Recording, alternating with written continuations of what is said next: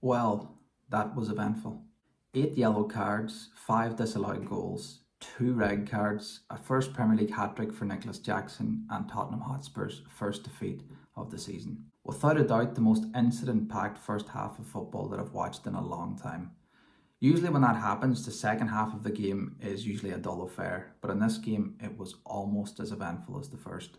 Tottenham started really well and were rewarded for their bright start after just 6 minutes when Dejan Kulusevski's effort deflected off the back of Levi Colwill to give Spurs a deserved lead.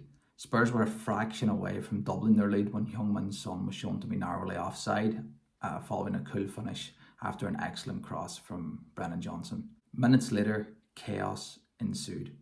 Before the 20-minute mark, Destiny Udogie lunged in with 2 feet on Raheem Sterling, and despite winning the ball, he was shown a yellow card. This was a crazy challenge, and in my opinion, he's extremely fortunate that Sterling pulls out. If he had have been shown a red card, he couldn't have argued with it at all. You can't wait until someone picks up a serious injury before you administer a red card. I love the physical side of the game, and I hate how soft football is becoming, but these challenges are extremely dangerous. You cannot compare this challenge to some of the challenges that Casemiro has been sent off for example. I'm a Liverpool fan, so I think using Casemiro as an example helps fortify my objectivity. 10 minutes later, Moises Caicedo thought he had equalised for Chelsea, but Nicholas Jackson was judged to have been offside, interfering with play in an offside position, and correctly so. If only the officials had remembered this rule when Manuel Akanji was clearly in an offside position for Nathan Ake's goal against Fulham, but we'll say no more about that.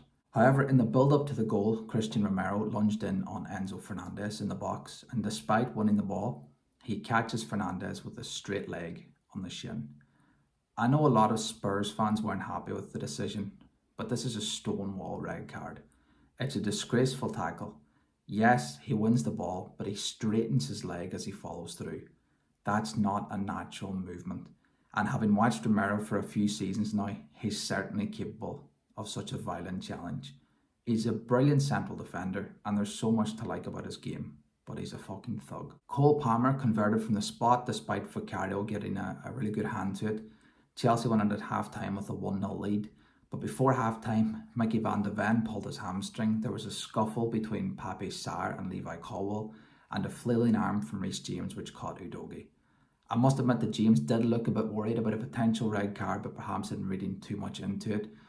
I haven't seen the replay, but it did look like James had his eyes on the ball, but I'm happy to be corrected on that. Marc Cucurella came on for Colwill at half-time, which I think was a sensible substitution, and it made sense because he's a conventional left-back and Colwill had picked up a yellow card before half-time. He also looked quite agitated after picking up that yellow card. I thought Colwill was brilliant last season for Brighton, but he's a central defender and I really don't like him at left-back.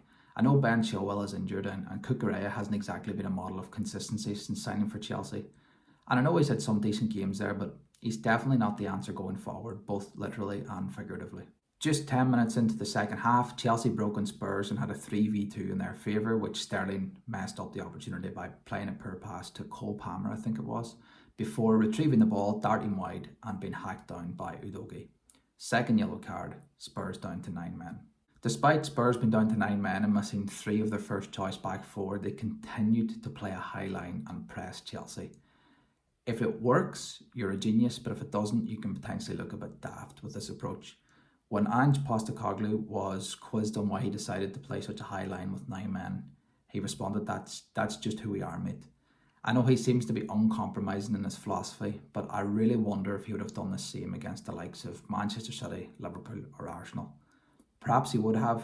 Hopefully we find out at some stage, because I think I speak for all neutrals when I say that we would love to watch another game of football like that. It's actually hard to criticise this Spurs performance aside from the ridiculousness of Romero and Udogie. Vicario in particular was outstanding. I thought he looked shaky on his debut against Brentford, but he's been top class since then. Spurs showed more passion, more fight and organisation with 9 men tonight than they did with 11 men on several occasions last season. I would definitely be proud of this performance if I was a Tottenham supporter. On Chelsea, it was probably the most unconvincing 4-1 win I've ever seen. Plenty of positives, of course, but they did show their inexperience and lack of cohesion throughout the second half in particular. Cole Palmer had another very good game and looked like one of the more experienced players on the field. A great night as well for Nicholas Jackson. You'd imagine that'll do his confidence the world of good. Anyway, those are my initial reactions to an enthralling game of football. Very difficult game to analyse, but a thoroughly enjoyable watch. Please let me know your thoughts in the comments section. I do enjoy a good debate, so make sure you let me know what you disagree with in particular.